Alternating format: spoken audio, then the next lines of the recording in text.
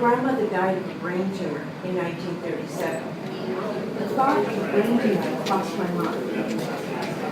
That wasn't it. I didn't get to find out that day. I waited 5 hours before I got to see a doctor and then a neurology intern. By that time, I was fed up. I didn't care anymore. Okay, I didn't care. But I wanted to go home. I was tired. I was hungry. I wanted a cigarette. I was there 7.5 hours before I got to leave. With no answers, remember? 2 days later, I had an appointment with a neurologist. He poked and prodded me and asked most of the same questions the other doctors had. I tried to be a good patient, but I was starting to get scared. There were still no answers, not even a hint of what the problem could be. My mother had come to the appointment with me, and as we were leaving, I turned to her and said, "Mom, I'm afraid that one night I'm going to go to sleep without her." This is good. This is great now. And you call me every morning so I know that you're okay. Our mother's great. I really wanted to know what was going on with my body, but it was more than that. In 1984, I went horseback riding, and the horse had a heart attack and fell on me, cracking my skull. So I laugh if you want. I know it's kind of a bizarre story. Ever since then, I've been having strange things go on with my body. Sudden numbness in my limbs, unexplained pains. I'd see doctors, and they just looked at me and said, "There's nothing wrong with you." I wonder if they thought it was all in my mind. But, I knew it was real. I wasn't faking anything. I knew my problems were real. So my big fear now was that they wouldn't find anything. And once again, I'd be left with symptoms and no answers.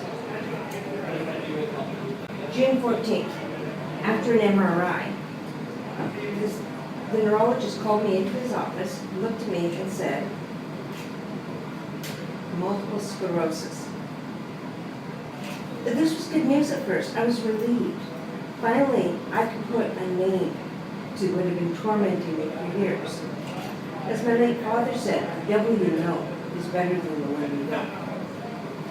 Diagnosis in hand, I thought that I would take some time off work. I wanted a couple of days off anyways. And then my life would continue as normal. Was I ever wrong? Have you ever heard the saying, "Man plans, God laughs"? Well, God was laughing at me that day.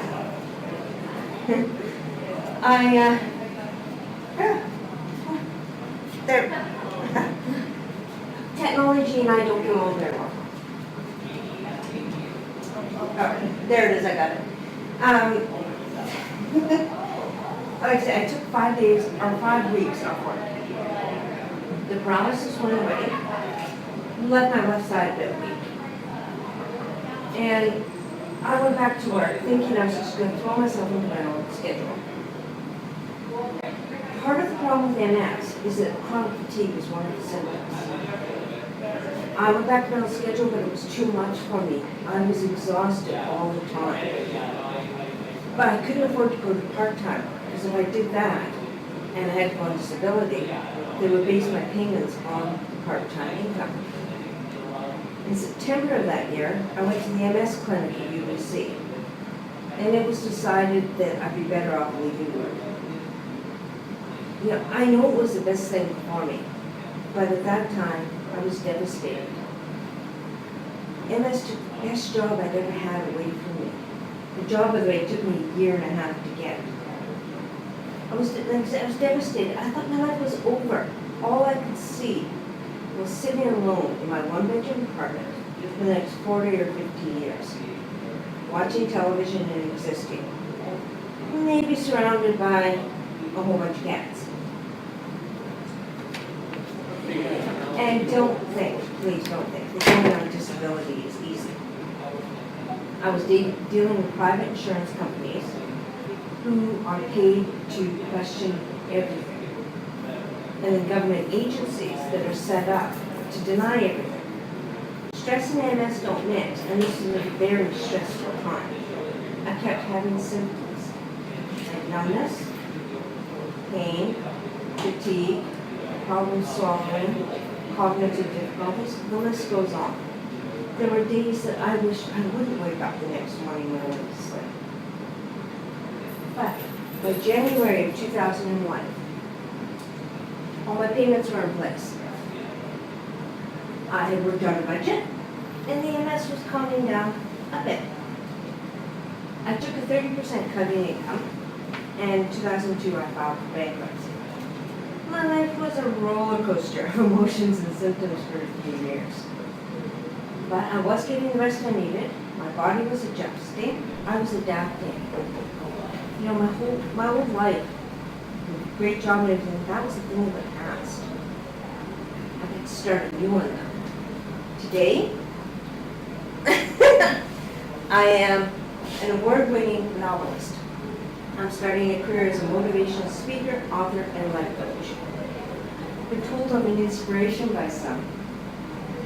And that always makes me feel uncomfortable. You see, because I haven't done anything special. Then asked how I did it. How did I go from walking with a cane and facing a bleak future to where I am now? I can't tell you. It's been something gradual, one step at a time. And then one day I happened to look at my life and go, wow, I like it. I still have my dark days. I still have days where I feel that I'm not going to be able to accomplish anything. Can't do all these things I want to. But that's when I have to remember what I've already done. Remember that I am stronger than I think. Just like every one of you. You're all stronger than you think. And I've got 3 reasons why. First reason is that we were made that way. Do you remember your stories in the history lessons? Remember the cavemen and women? As far as we know, their existence consisted of finding food, trying not to be food, finding shelter, and procreating. Yet they managed to advance their supply base for generations to come.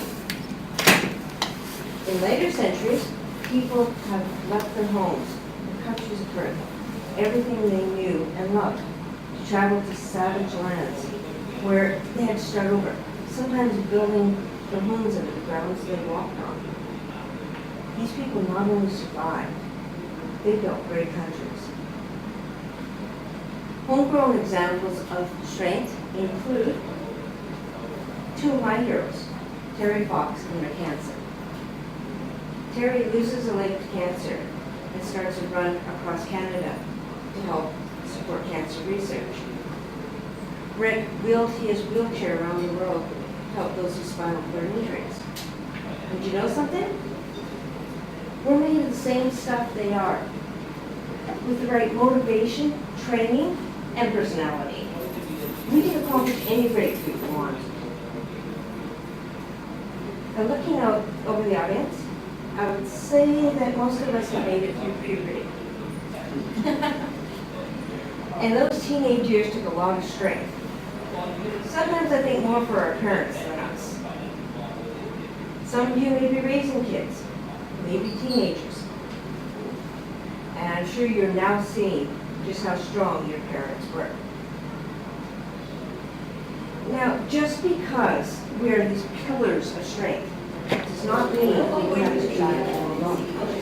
The second reason we are stronger than we think is that we're able to help each other.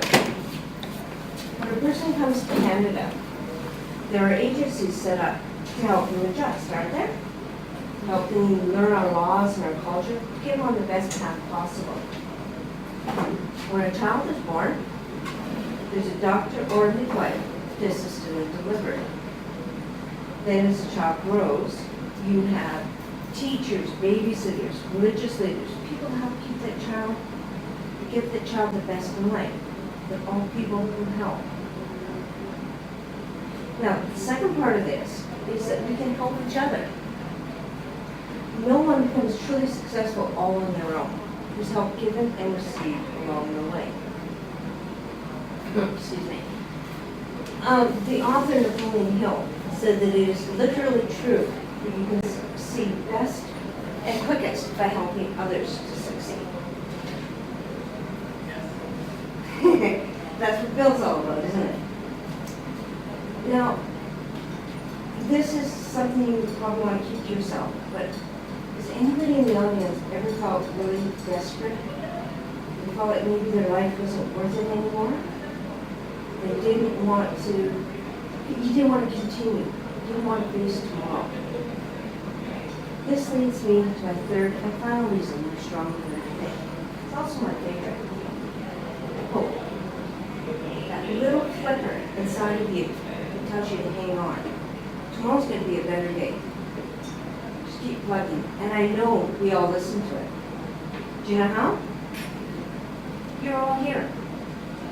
You're all still fighting life and just living your life to the best of your ability. You're here, right where you belong, listening to me. We never know how strong we are until we are faced with situations that put us to the test. Just like we never know what we can accomplish until we actually set about to do so. Some of the things I went through, I never thought I'd survive. And I did. You may be stronger. That is the message I am passing on to all of you.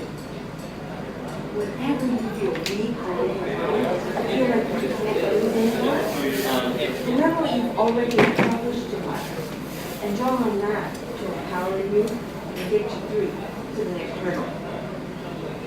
Because as long as you're at 6 feet under, you're on the right side of anything that is possible.